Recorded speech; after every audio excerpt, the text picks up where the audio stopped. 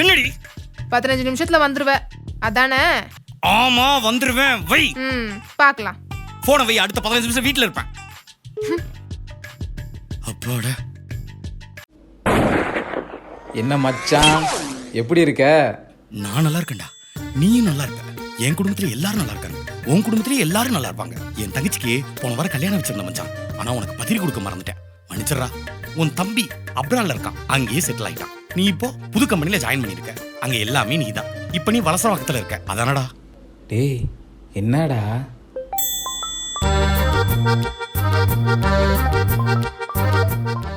Hello, எங்க இருக்க? நம்ம குரு இருக்கான்ல. அப்ப இன்னும் நீ கிளம்பல அதானே? இல்லடி, சொல்லு. எப்ப வீட்டுக்கு வருவ?